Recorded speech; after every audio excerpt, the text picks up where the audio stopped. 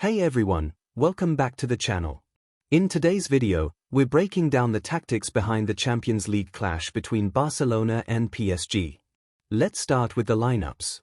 PSG were missing some serious firepower up front. No Dembele, no Doué, and no Kvaratskhelia. That meant their front three had an average age of just 19.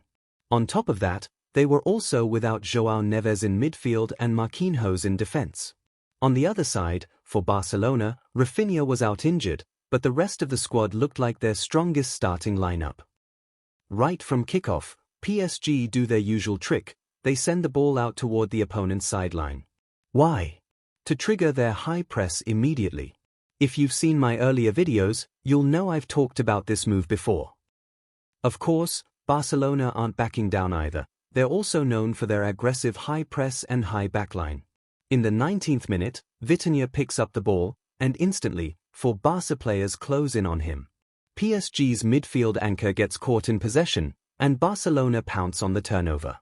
Rashford receives it out on the left and delivers a brilliant pass.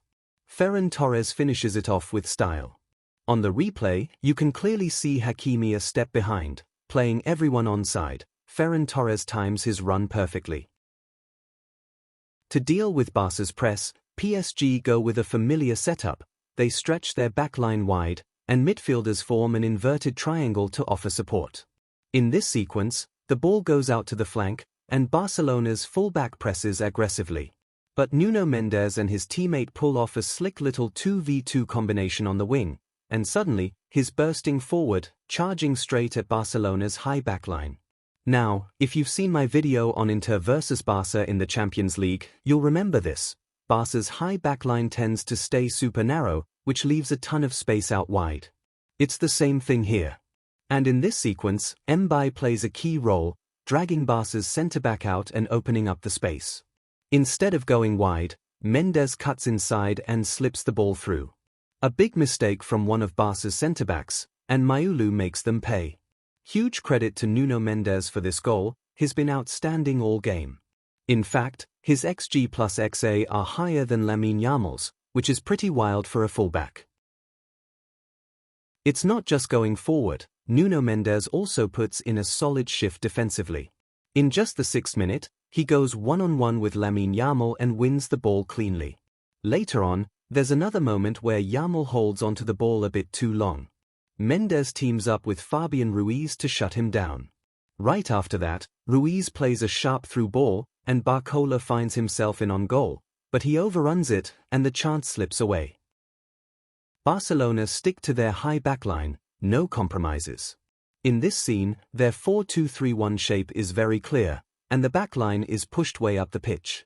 Three lines are packed in tight. The goal is to shrink the space and create a numbers advantage in those tight areas.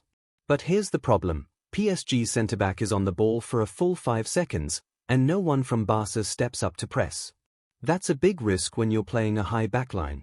And of course, PSG do exactly what you'd expect, a long ball over the top to Barcola.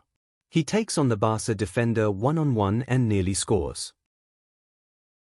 In the second half, PSG also respond to the high press by stretching the pitch wide and dropping midfielders deep to support the build-up. Maulu drops into midfield to receive the ball, and surprisingly, no one picks him up.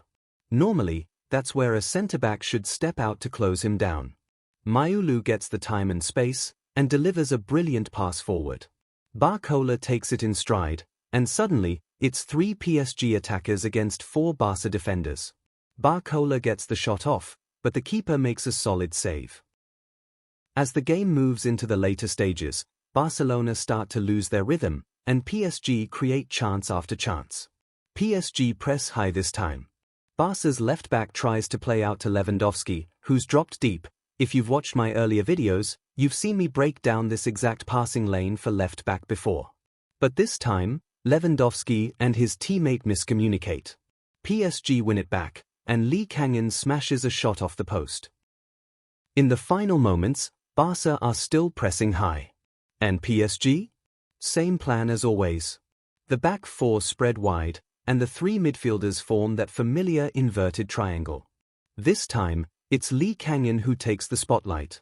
Surrounded by 4 Barca players, he calmly switches the play to the far side, and once again, no one's marking out there. Barca's high backline stays pushed up and super narrow, which leaves that massive space out wide, again. And this time, Hakimi takes full advantage. He bursts down the flank and delivers the perfect ball, right into that awkward zone where the keeper doesn't dare to come out. Ramos finishes it off with ease. PSG seal the winner, and Barcelona ultimately fall 1-2 at home to PSG.